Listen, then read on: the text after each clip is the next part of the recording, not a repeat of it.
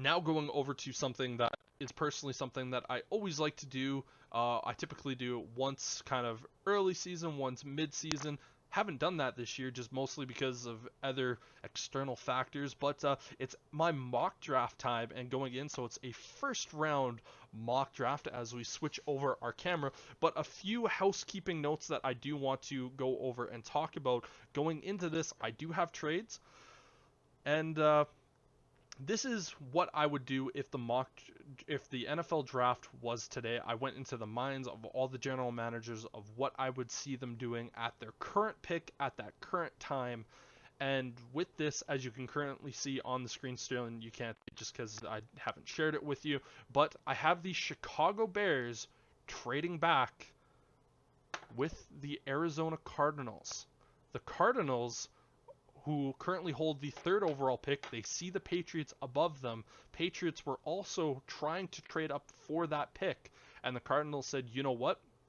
We're going to trade picks 3, 18, 35, 67, and a first round pick in 2025 so that we can move up and select Caleb Williams.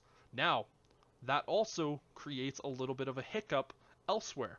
What do they do with Kyler Murray? And so Kyler Murray is going to have to be traded.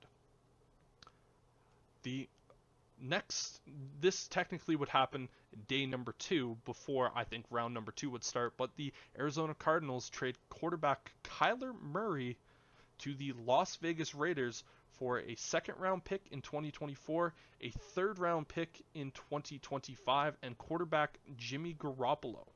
So the Raiders get their young quarterback of the future, and they also offload a quarterback who's kind of done nothing, and that allows the Cardinals to have a veteran guy there to kind of help Caleb Williams. They might start Caleb Williams, or they might start Jimmy Garoppolo over Caleb Williams just to allow Caleb to get a little bit more comfortable. But those are the trades that I have, and obviously ended up spoiling that first overall pick. The Arizona Cardinals, they take Caleb Williams. And so they move forward with that one. And so for you, Yeah. I'll probably just stop I mean, after each pick and let you kind of yeah. go. Yeah. That I do agree with the Bears making that move. I've said it several times. I think that's the wisest move for the Chicago Bears at this juncture is to move down one or two spots only in order to beef up how many picks they've got. Um, as I've said to you, I fully expect it to be the Patriots as opposed to the Cardinals, but the Cardinals was an interesting surprise.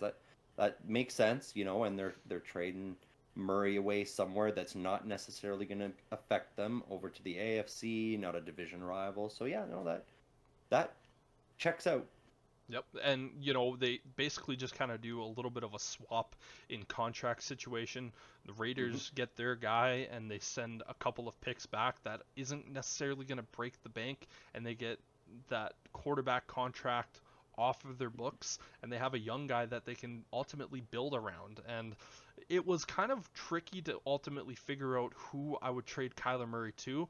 Your Steelers were an option for me in that necessarily range, but it was one of those things where I felt that the Raiders would be more likely to go after Kyler Murray. And with that being said, at pick number 2, the New England Patriots, they're going to select quarterback Drake May out of North Carolina.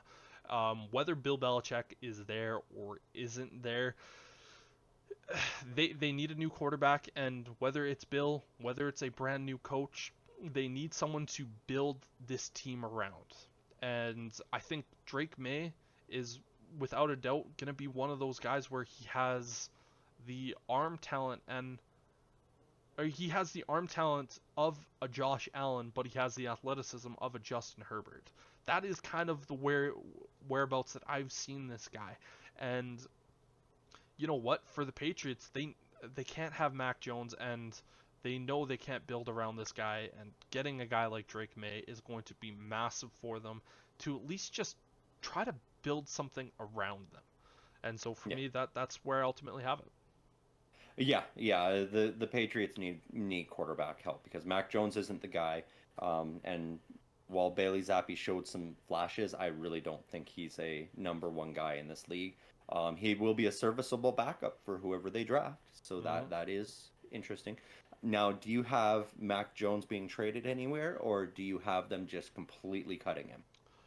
it, I'm not exactly sure what the situation would be in New Okay. England with that, is just because Yeah. I don't think any team more or less would realistically feel like they would want to go out there and try to trade for Mac Jones, just Okay. because if Billy Zappi is coming in as a fourth round pick the year prior to and kind of stealing that job, I think most teams would probably be, if we want to go after a Mac Jones, we'll realistically wait for him to come into the free agency. I think he'd Yeah. probably ultimately stay on the team. He might request a trade. It's just one of those weird situations where it's kind of hard to really know. Yeah. I was just curious. Yep.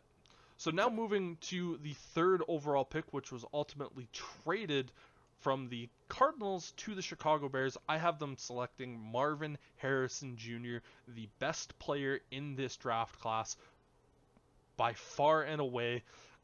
And this kind of goes back to ultimately why the Chicago Bears ended up trading that pick, is that Justin Fields, I've said it before that I feel like Justin Fields, if he goes to a different coaching staff and a different team, there's a chance that he's gonna be really good. And I sit back and I go, well, if the Bears get a new coaching staff, for instance, like a Ben Johnson, who has an offensive mind, who's going to be able to go out there and put Fields in good positions, why can't it be with the Chicago Bears? DJ Moore has already come out and said, I want Justin Fields to still be the quarterback of this team. There's guys on that roster saying there's no reason he shouldn't be. And I think that Hmm. team knows that if they get a new play caller and just kind of bring in that new identity on offense, that they are going to be scary. And if you add Marvin Harrison Jr. alongside DJ Moore has already proven this year that he is a top 5 wide receiver in this league.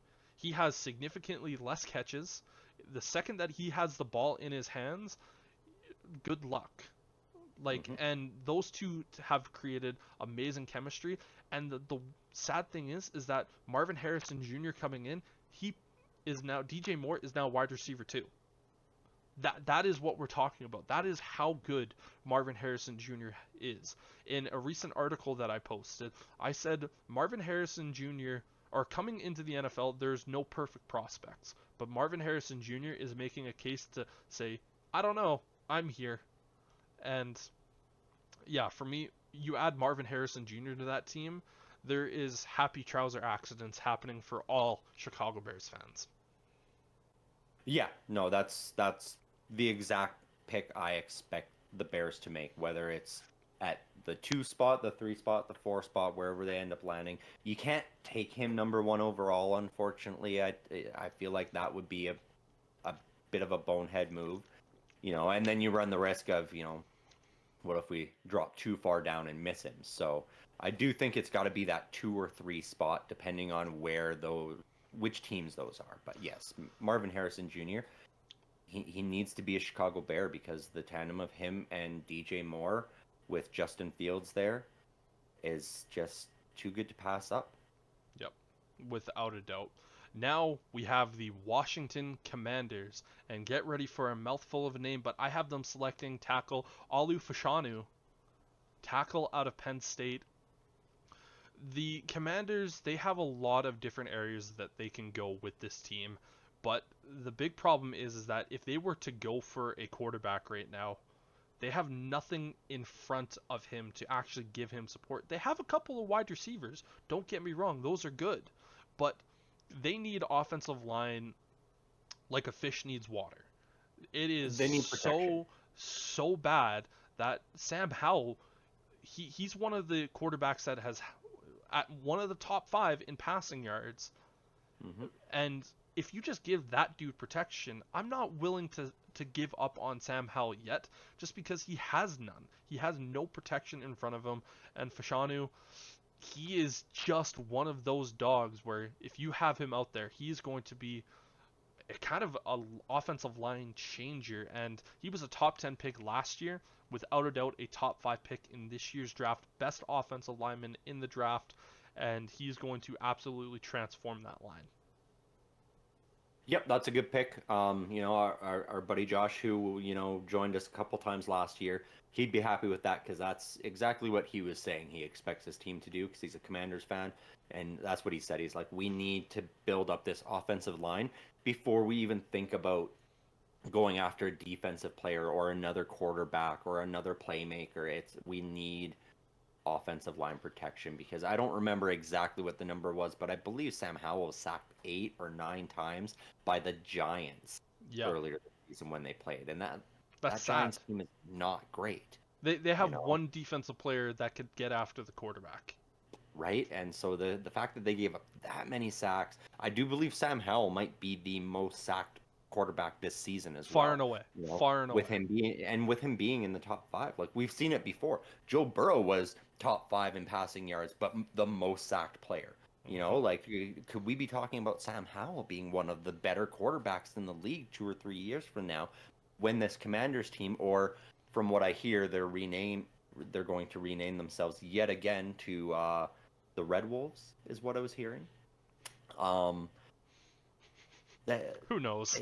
it right. It's just crazy to think, but yeah, that is a good pick for them. Better than last year. Like they better not pick another cornerback because that was not good last year. Their draft.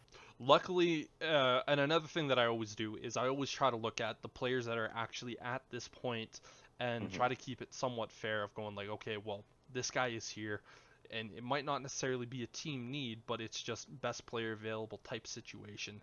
But now moving to pick number 5, the Chicago Bears with their own pick, I have them selecting edge rusher Liatu Latu out of UCLA. This defense this year has only just done this. The second that Montez Sweat joined the Chicago Bears, it's like a completely different shift happened for the team.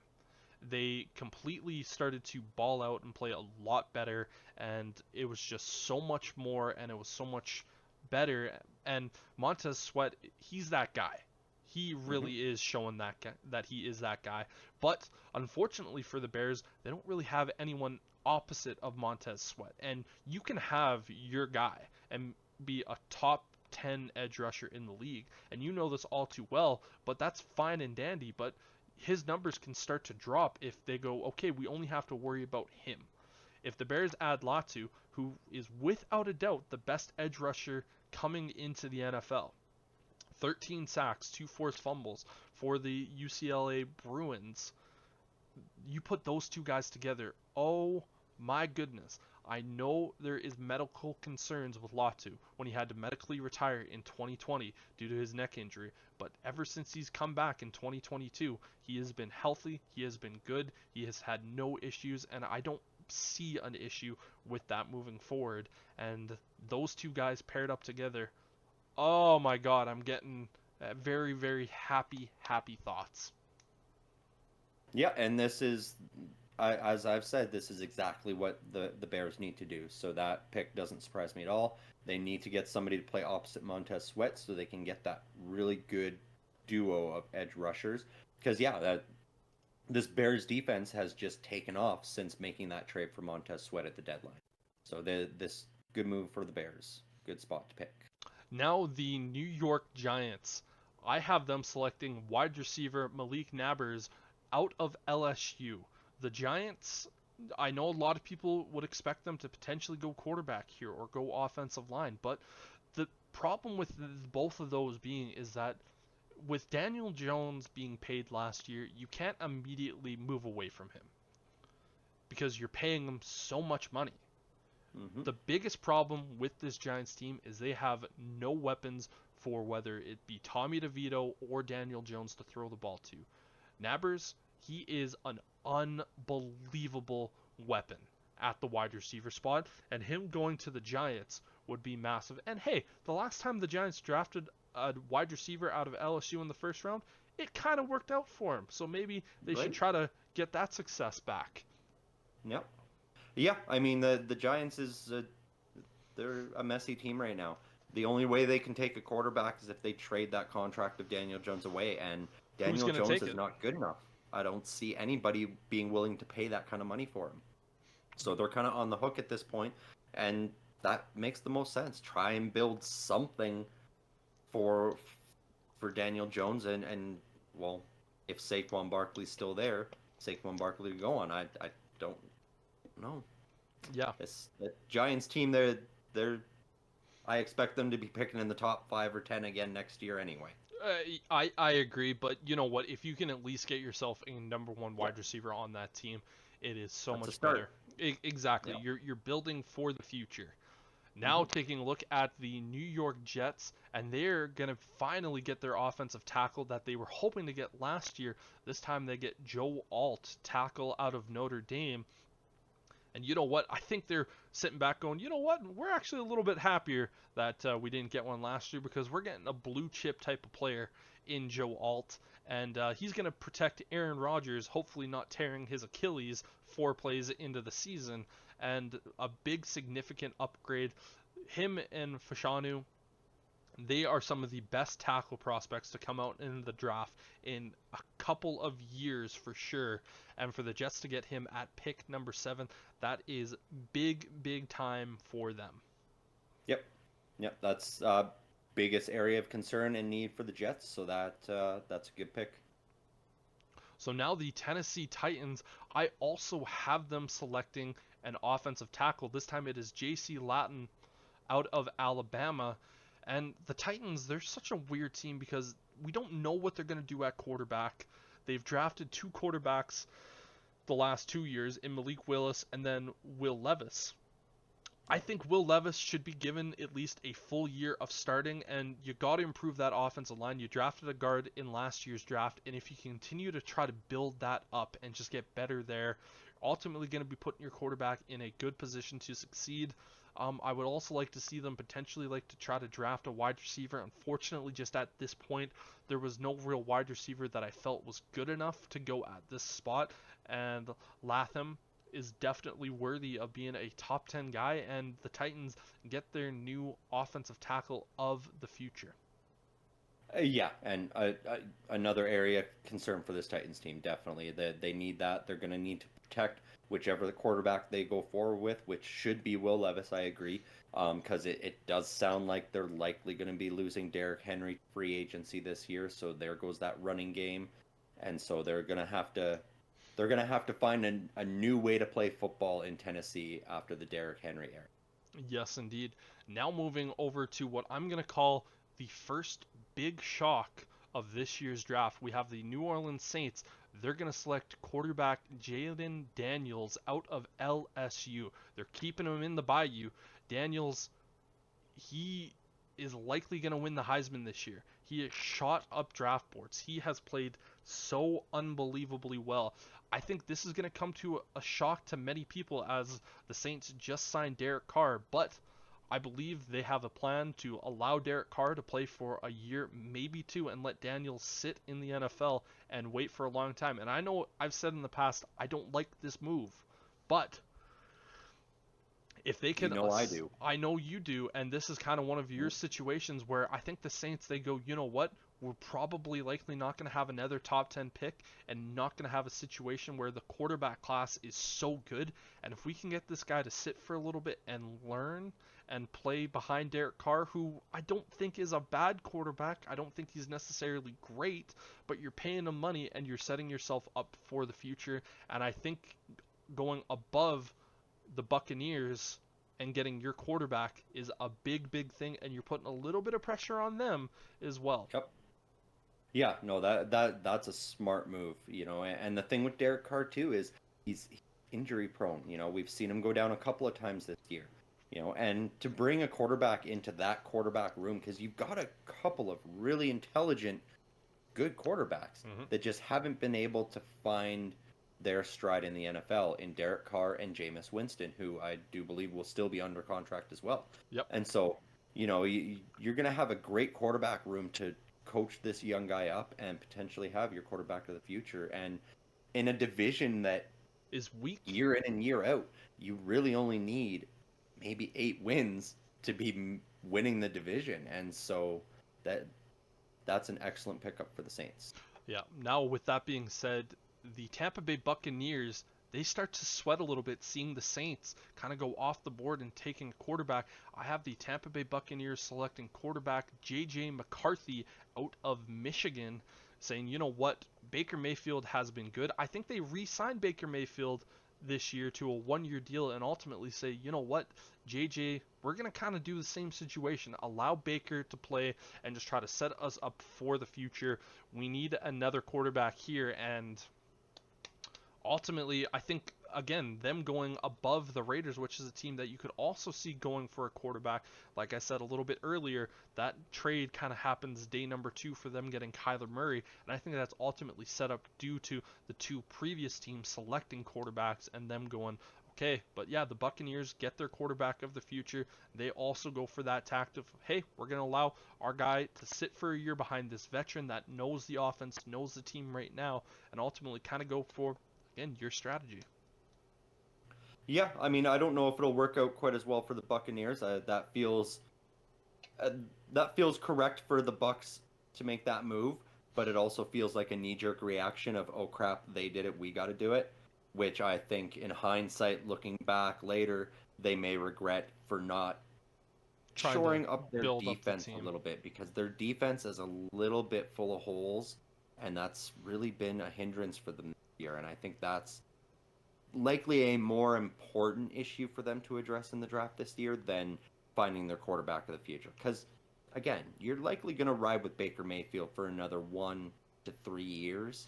And so you've got time to get another quarterback in there and time Baker Mayfield. You don't have to do it. For sure. And again, for the reason that I did that was kind of that knee-jerk reaction. And with how And, good and this that's the right quarterback move. class is, Hmm. it's one of those things of them going, you know what, why wait? We know we have holes, but if we can get this guy to wait, and if we have, let's say, another top 10 pick, but we don't have, it's more closer to that 6 to 10 range, we'll be able to Yep. get one of those defensive players next year and this, and that, and we don't want to wait, and then we'll ultimately have our guy currently on our roster. But now moving Yep. to pick number 11 with the Las Vegas Raiders, I have them selecting Kool-Aid McKinstry, cornerback out of Alabama. This Raiders team, I've been saying it for years. They need to continue to build up this defense. They need to get themselves a number 1 corner. That's their number 1 weakness out there. And getting Kool-Aid McKinstry, best corner in this draft by far. He should be a top 10 pick, but unfortunately there's just other needs and there's better players. The Raiders, they get their guy, and obviously they get their quarterback, and you know what, the 2 picks ahead of them ultimately lead to them picking this pick and ultimately getting their number 1 need in this class. Yep, makes sense to me. I mean, there's lots of issues on that Raiders team, and smart of them to not follow in that knee jerk reaction and go, oh shit, they both took quarterbacks. We got to get somebody before everybody else goes off the board, and really looking at what you need to address, and that's stop the other team from scoring so many points on you. Mm-hmm.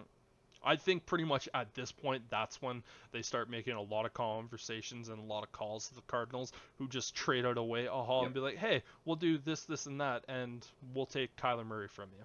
And the Cardinals go, please, thank you. We now have Yeah. picks that we can actually use. But now moving forward, we have the Los Angeles Chargers. I also have them selecting a corner, but this time it is Cooper DeJean out of Iowa. The Chargers, they're just this weird team right now where they have holes, but it also doesn't feel like they have a lot of holes. And I feel adding a young player to that secondary is ultimately Hmm. going to be a good move. They just cut one of their keystone corners earlier this year that they thought was going to be really, really great. And I think just adding more to that defense. And obviously, you have Justin Herbert, you have some of the weapons, some of the offensive linemen maybe not feeling as great in this spot, but yeah, corner is where I went with the Chargers. Yeah, yeah, they could have gone a lot of ways. This feels like a best player available to fill in a hole that we've got. And yeah, after moving on from J.C. Jackson, that is definitely something they need to look at, was getting a cornerback. So that plays out for the Chargers for sure. Now taking a look at the Buffalo Bills, I have them selecting Dallas Turner, edge rusher out of Alabama. I know that this isn't necessarily a big need for them, but Von Miller is definitely getting up there in age. We Hmm. recently heard that he has a warrant out for his arrest for I think it was.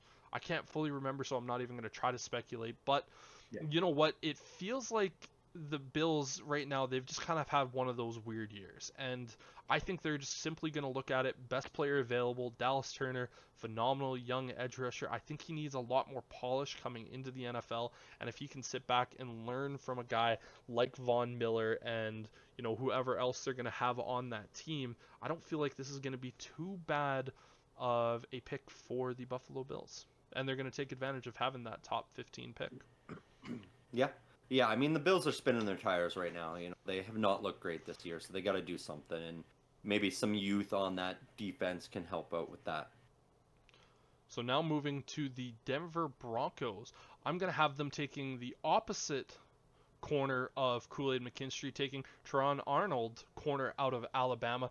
Now, corner isn't necessarily one of the top needs for this Denver Broncos team. They have Patrick Surtain, but they're kind of looking at this going, you know what? We're going to have to face, Patrick Mahomes twice a year. We're going to have to face Justin Herbert, and now they're also going to have to face up against Kyler Murray twice a year. Mm-hmm. And you know what? You need to be able to stop those guys. And for me, this is one of those moves where Sean Payton says, you know what? We have a top guy on this one side. Let's give him another, funny enough, Alabama corner to get paired up with him and just really make it tough to throw against our team. Yeah, no, that checks out for them as well. I've noticed you've stopped calling them the Donkeys, though. You're actually putting some respect on that name and calling them the Broncos finally. I have to give them some level of respect. They've been Right? actually not playing like donkeys. They've been playing like That an actual that does football surprise team. me a little bit, though, that they wouldn't go for another offensive weapon just to try and get some more points on the board, because their defense has been doing very well, especially their secondary. So it does surprise me a little bit that they don't go for an O lineman or a running back even in this position. No, I hear it, and it was kind of Yep. one of those picks of where I felt it was just maybe necessarily best player available that they kind of Hmm. went. But now going with the Seattle Seahawks, I have them selecting Brock Bowers, tight end out of Georgia. Brock Bowers, he's a blue chip prospect. He should be top 5, but just the tight end position is just one of those weird spots. And I feel like the Seahawks could look at him and go, okay, we have the 3 really, really talented wide receivers.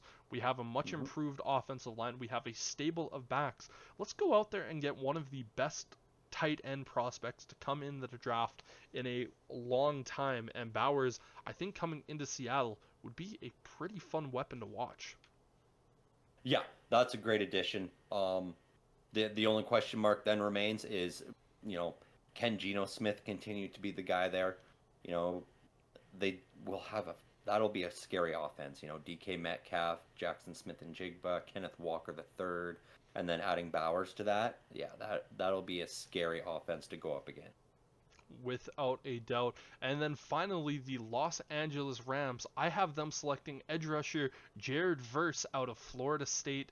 They just need to get all around better on that defensive line. And Aaron Donald, he's not getting younger. And so they need to start looking towards the future. They have their kind of wide receiver of the future in Puka Nacua, I believe. And I feel like Verse would be a really good player just to kind of ultimately join that organization. All right, here we have the Rams finally picking in the first round again for the first time in Since how many Jared years? Goff. Since Right? Jared Goff. Yeah, because they keep trading away those first round picks. Maybe they've learned their lesson. Yep. Let's stop trying to buy a Super Bowl. Let's start building for a Super Bowl. So Exactly. yeah, that's a good spot to start with an edge rusher.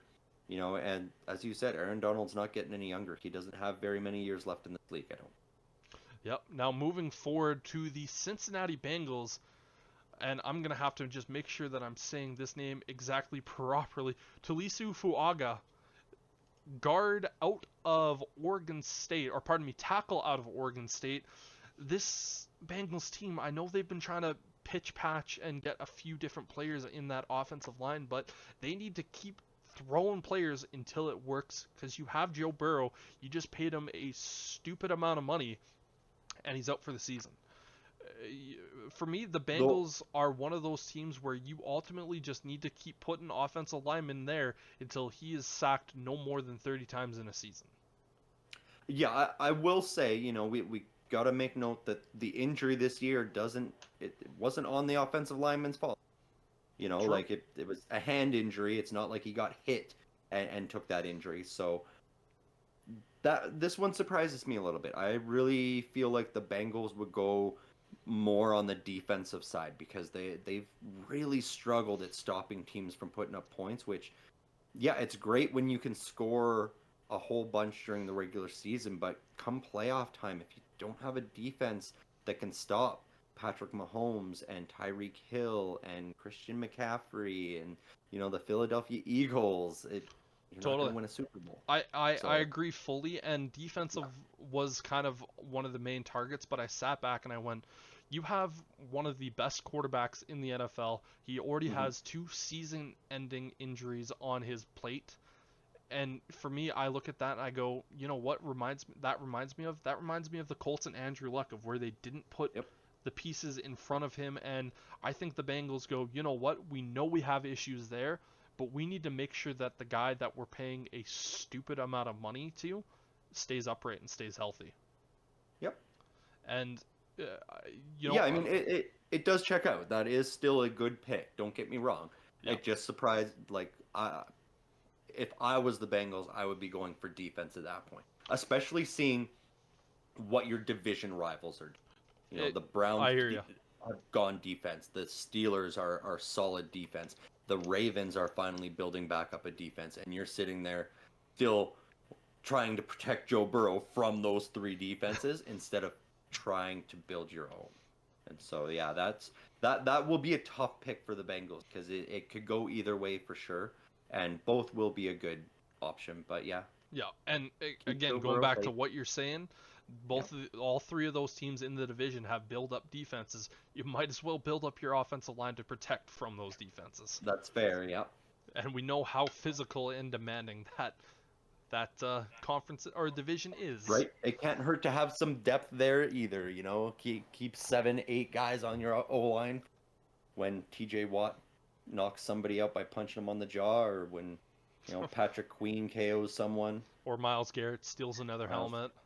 right? No, we've seen that players around the league are ensuring he does not get helmets in his hand anymore. Yep, especially Yeah. when his helmet gets lodged into the other player's helmet. But that is a discussion for another time. Now moving over to pick number 18. This was also traded in that Arizona Cardinals trade for the Bears, and so they're now back up on the board for the third time in this first round. And I have them selecting defensive tackle out of Illinois, Jahan Newton. He's a little bit more of an undersized defensive tackle, but this dude is an quarterback rushing machine.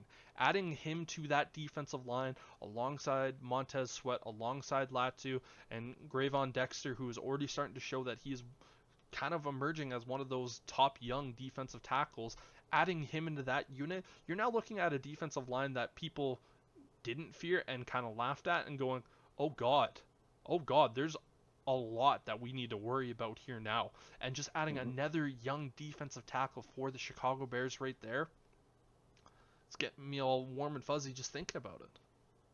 So this is for you. This is very much the Bears are going all in this year and using these picks and getting the guys they want. Because this surprised me a little bit. I kind of thought they might take this 18th pick and trade it away yet again to try and maybe snag a first and a second or a first and a third in next year's draft, just to beef up for next year again as well. Well, Continue with trend. that extra first round pick that they got from the Cardinals in next year's draft, that's Hmm. kind of one of Why the not? things where I'm like, you know what? You have the picks here. You might as well use them because if you just keep storing them for later and later and later, unfortunately, if you just keep moving back with it, we've I mean, seen.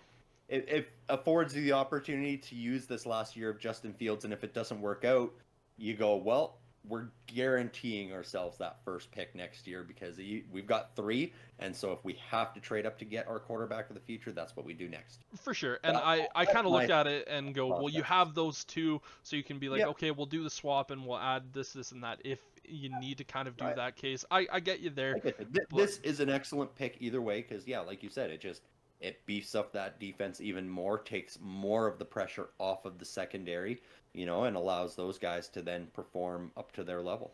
Yeah. Now taking a look at pick number 19, where the Atlanta Falcons, they look at it and go, we need a quarterback. And so they select Bo Nix out of Oregon, who has shown a lot of really, really good play this year in his fifth and final season as a college quarterback. And you know what? We've been kind of saying it all year long. There's been kind of two main issues for this Atlanta Falcons team. Arthur Smith, who I believe is going to be relieved of his duties come the end of the season, has no idea what to do with all of these talented players, and kind of the quarterback spot. I know you and I both like what we've seen from the kid from Cincinnati, Ritter, thank you, but if you can go out and get a guy like Bo Nix and put him into that team with the weapons around him, I think that kind of solves that quarterback issue. And you know what? You might not necessarily need to play him right away, but with the way this Falcons team has gone, you put him in his rookie year, kind of let him learn through taking some of those lumps. And you know what? He has, again, Kyle Pitts, the Bijan Robinson to fall back on, the Drake London to kind of throw the ball to. I think the Falcons would be pretty happy here getting Bo Nix and not even having to trade up for him. Yeah, I mean, it's too bad you can't draft a better head coach, because that still to me is the biggest flaw in this Atlanta team. Without going doubt. quarterback. I mean, Bo Nix will be an improvement over Ritter. It feels like a possible wasted pick in building up your defense more, just because, again, that NFC South, it's really easy to win that division if you squeak out 8 or 9 wins, and finding a way for your defense to stop the Baker Mayfields and the whether it's Derek Carr or Jameis Winston or whoever it ends up being, and who cares about the Panthers. But yeah, that's a tough one for me. Bo Nix is going to be a great quarterback. I don't know if that's the right move for the Falcons.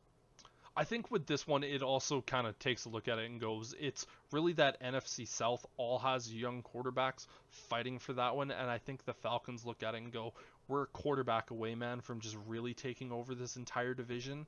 And I think they get Bo Nix and they say, okay, we all have essentially rookie quarterbacks, because Bryce Young is only going to be in year number 2, and they have essentially nothing to build around with Bryce Young in terms of picks. So I mean, with Desmond Ritter, he'll only be going into year number 3. So even without taking Bo Nix, you still essentially have 4 very young quarterbacks. This is very true. Now taking a look at pick number 20 with the Green Bay Packers, I have them selecting Romeo Odazen, wide receiver out of Washington. They do something for Jordan Love that they never did for Aaron Rodgers, and that is taking a wide receiver in the first round. Now, granted, the Packers, they took a couple of wide receivers and tight ends in last year's draft, but, and they've shown a little bit of improvement, but adding Odazen to this list really just takes them to another level. They saw the Bears add Marvin Harrison Jr. earlier in the round, and they go, you know what? You got your quarterback, a really talented weapon. We're going to go out and get our quarterback, a fairly talented weapon. This one surprised me a little bit too. I thought I would think the Packers would try to find more protection, with how much the Bears are going after defense here, much like the Bengals. It's like, let's get an offensive lineman, see if we can get somebody to protect Jordan Love a little bit more. That, or even going after defense themselves, just because, Watson has he's just been balling out the last few weeks. Potential injury again, though, so that is a concern for sure. And Romeo Doubs has been a very serviceable number 2, in my opinion. Totally, but I always say this, it's one of those things where it's pick dependent on where they are and kind of what's around them. And so I kind of looked at offensive linemen as well. There just wasn't anyone there that I felt comfortable with that pick number 20, and I felt that getting a wide receiver was one of those things where this is a guy that is a top 20 pick for sure. And you know what? It's an area of need, because if Christian Watson can't stay healthy, what we've seen this season, this is one of those guys that can step in and do a phenomenal job. Nope, definitely. Now moving over to the Minnesota Vikings, I have them selecting Michael Penix Jr., quarterback out of Washington. They're moving on from Kirk Cousins. This is Yep. one of those things where I think they use this pick and say, listen, Justin, we know we're going to have to pay you a lot of money. We're bringing in this young quarterback who has a lot of potential and talent for him to throw the ball to you, and we're just trying to eventually move on from that Kirk Cousins situation. And this is one of those years where I can very much see the Vikings saying, you know what, we'll take just the best quarterback available in the first round that we can, because we need to prepare for the future. Yeah, that is really the glaring hole for the Vikings offense is the Kirk Cousins era is done. Um, Joshua Dobbs, I mean, yeah, really don't necessarily think he's the guy unless he somehow gets them to the playoffs and they win a game or two in the playoffs magically, then I could see them riding forward with him, but I don't think that's going to happen. I feel And like so with yeah, Joshua Dobbs, it it would be a similar situation to like the Baker Mayfield and the Buccaneers, right? of where it's like they're gonna sign him back for another year and just kind of let him Yeah. be the guy for that season, take their lumps as it goes, and then just allow Penix to get more used to the NFL. That's kind of Yeah. the situation that I'm feeling with it right now.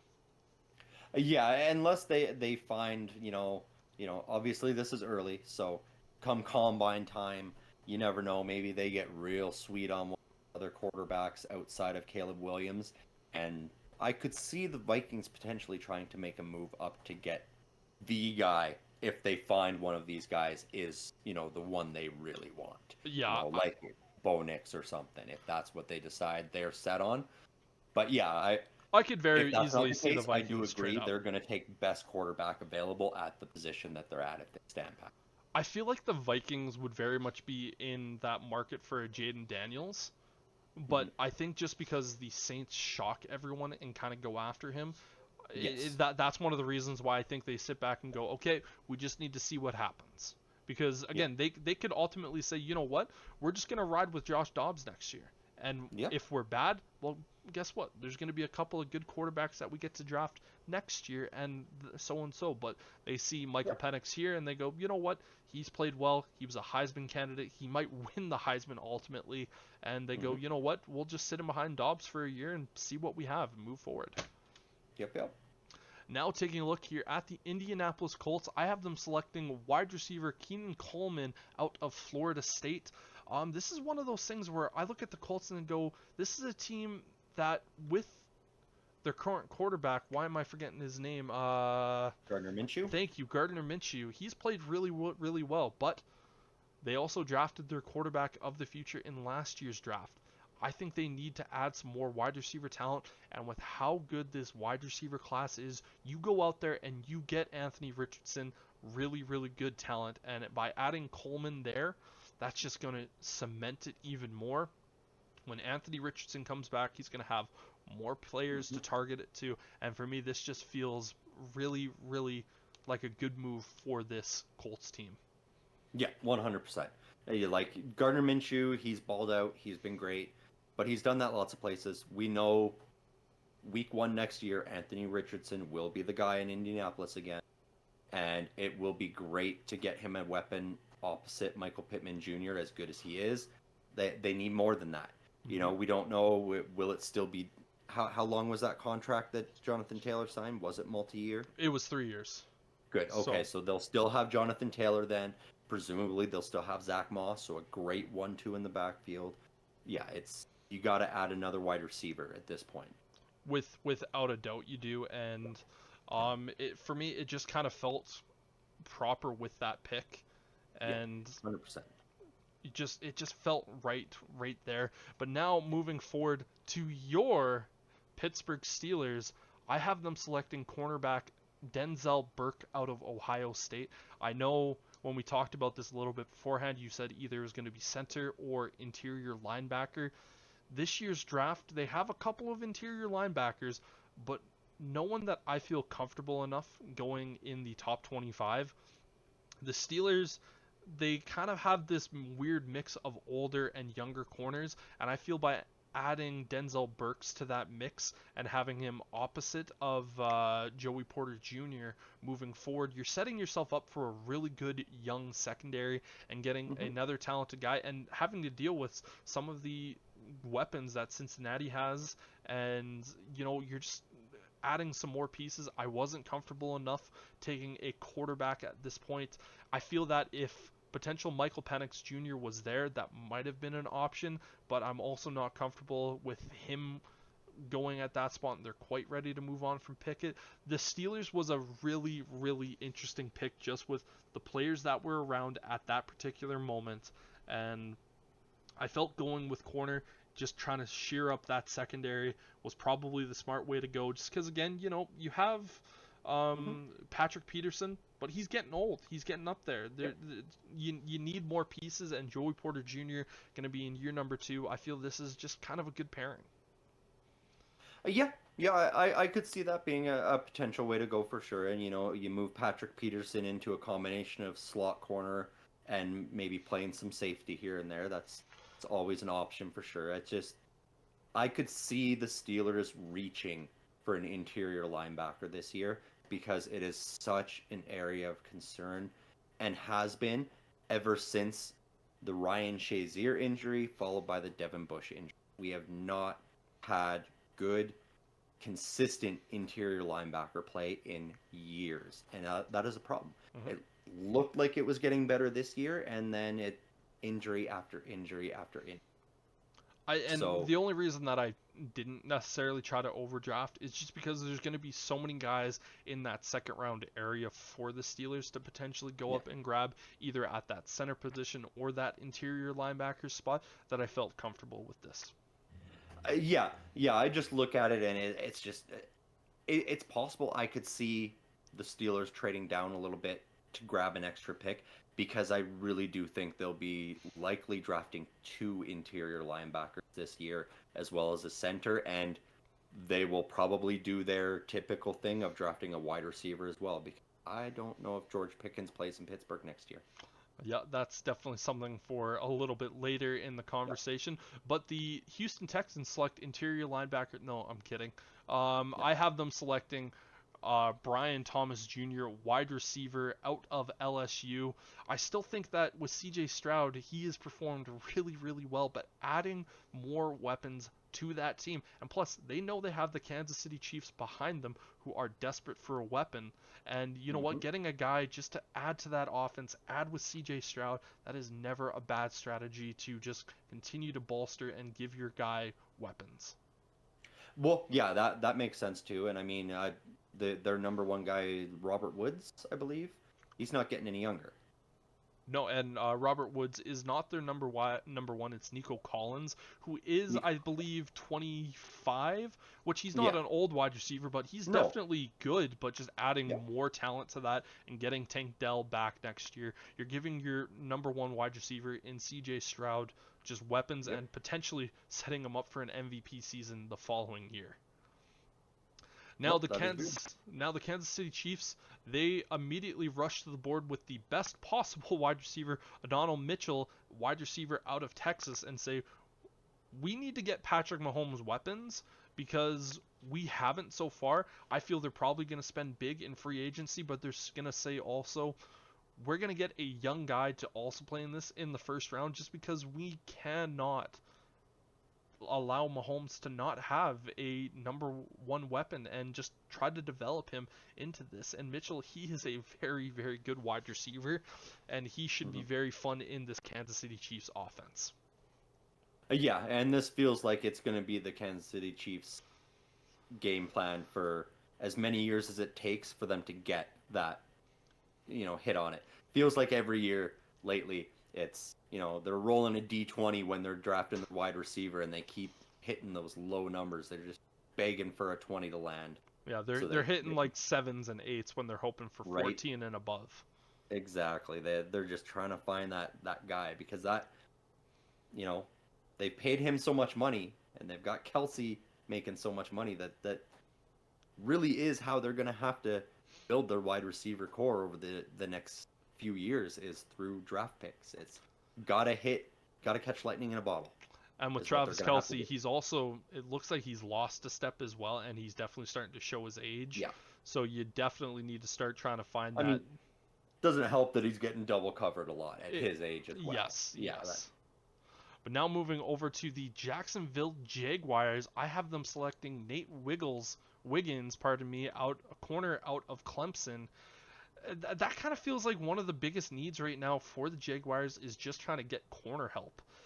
yeah, And you know what? They don't have to move up. They don't have to rush anything. They look at this and go, you know what? This is a fairly good player. We're going to add him to our team and just kind of roll there and just ultimately hoping that they can keep their young edge rusher Josh Allen on the team moving forward.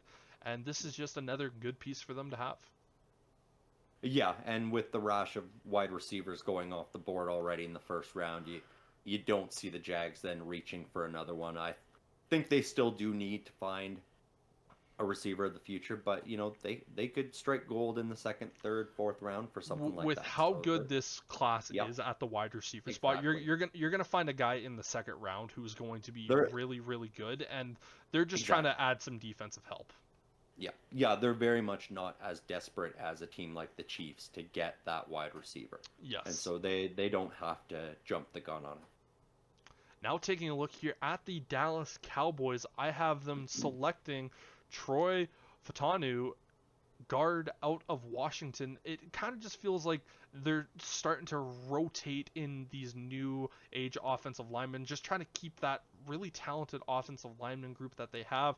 And it feels like him. offensive line is probably their biggest need to kind of go help protect Dak Prescott. You know, whoever their running back is, whether it's Tony Pollard moving forward, this is one of those picks where it's like you just need to kind of take the guys that just ultimately replace some of the older guys. Yep, no, this when you describe that pick, it makes sense. This was the spot with the Cowboys. I expected to hear you call the first running back off the board. I feel like the Cowboys might look at that Tony Pollard situation and go, you know what, we need to get the guy who's going to follow him because I don't think we're going to pay him.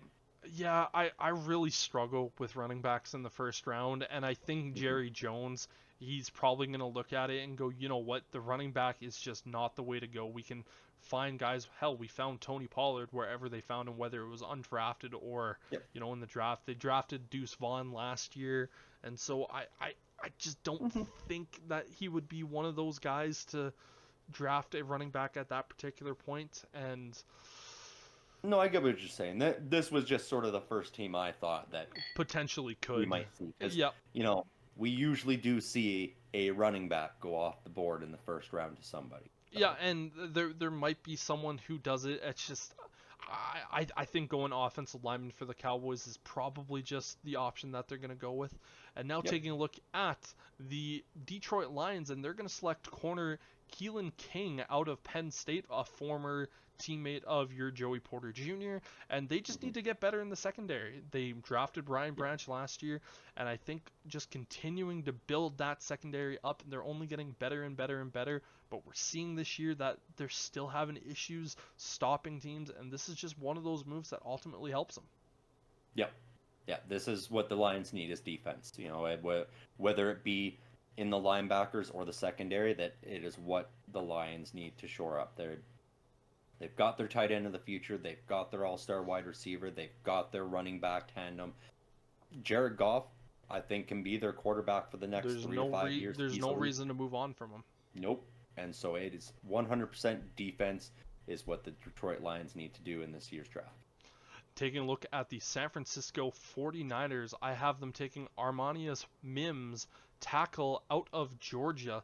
Again, this is a team that they're starting to show some, Mhm. age at that offensive lineman, whether it's going to be planning for the future with Teron Armstead or, no, not Teron Armstead, Trent Williams. thank you, Trent Williams, and or it's him tossing him over to the right side and just kind of shoring that up. But the Mhm.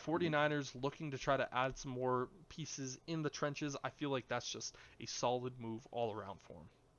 Yep. No, but when as soon as you said who it was in the position, I was like, yeah, that's your Trent Williams replacement right there, and that Yep. is what they need because he's been having troubles with injuries the last couple of years, being that he's getting older.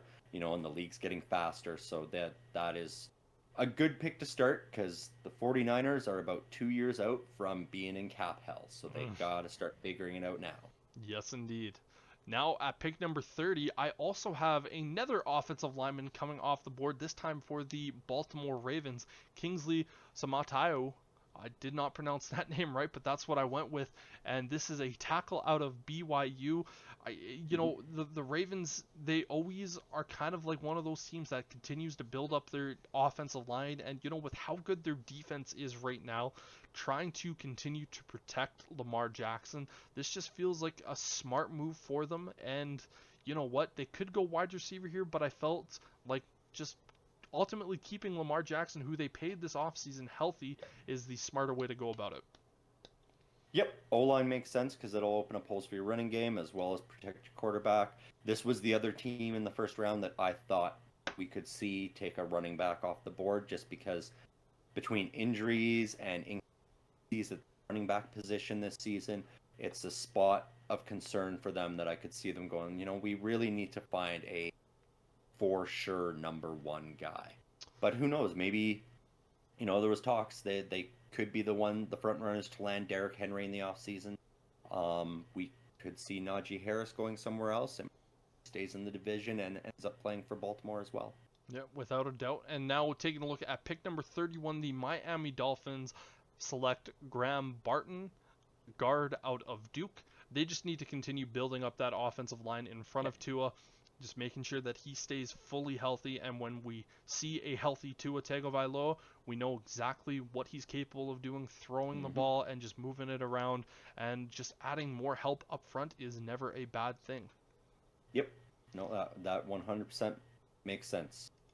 Now taking a look here at our final pick, which is the Philadelphia Eagles at pick number 32, I have them selecting Chop Robinson, edge rusher out of Penn State. This is just a Howie Roseman special. You know what? He doesn't necessarily need an edge rusher, but he always goes for the trenches, and he's setting up his team going, you know what? When so-and-so is gone, guess what? Chop Robinson just comes right back in. There could be an injury, and just continuing to build up that excellent defensive line. And Chop Robinson is one of those guys that I feel could very, very easily come in, be a Philadelphia Eagle. Slipped a little bit more than what I think some people would expect. But you know what? We see that every single year. A player that everyone goes, oh, he's a top 20 guy, ends up slipping to the second round, this, that, and the other thing. But yeah, that is my first official first round mock draft. And some surprises, some not surprises, and some moving on. And yeah, I feel it's going to be a really interesting first round this year. Yeah. No, all of that, was in line. I expressed where I thought, I feel they might go a different direction.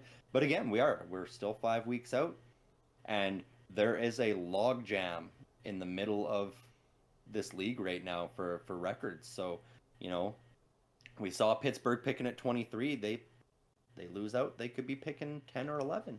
We saw the Broncos picking quite low. They could win out and be picking in the 25-26 range. We don't know. Yeah. So yeah, this was a fun mock draft for sure. I think we're gonna some of that early stuff for sure. I think we could see happening. I do think that is the best decision for the Bears is to move on from this first overall pick.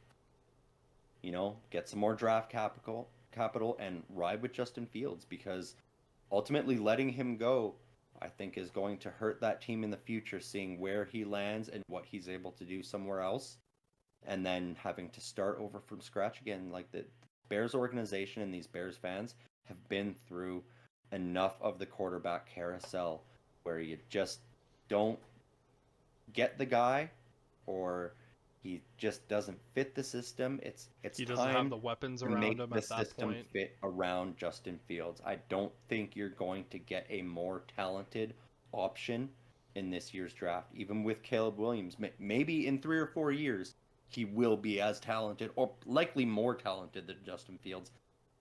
But I don't think it's fair to the Bears fans to make them wait again.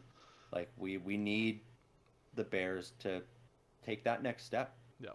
And with there being still 5 weeks left, that could very easily change. I could look at it Oh, next week for and sure. watch the way that Justin Fields plays against the Lions this week and go, you know what? It's 100% Caleb Williams. We have to move on, and this, that, and the other thing. And this has been one of the most frustrating years as a Chicago Bears fan in terms of looking at the draft, because it's if the Bears had picks 4 and 7 in this year's class, it would be a no-brainer. Going, you know what? It's Justin Fields, no problem whatsoever. But Hmm. with Caleb Williams being there and you having the first overall pick due to Carolina, you're going, man, Marvin Harrison Jr. very well still might be there at pick number 5, because the Cardinals are really the only team that can be considering that, but they very well might likely just go offensive lineman there. I don't know if they're the only team that would be considering that. You know, if Bill Belichick is still running that Patriots and making those decisions, I could see him doing something like a Marvin Harris. I know quarterback is their most needy position. It is what they should do, but Bill Belichick sometimes doesn't do what he should do. That's my only concern. Yeah, Your Bears need a top 3 pick. You need to get Marvin Harrison Jr.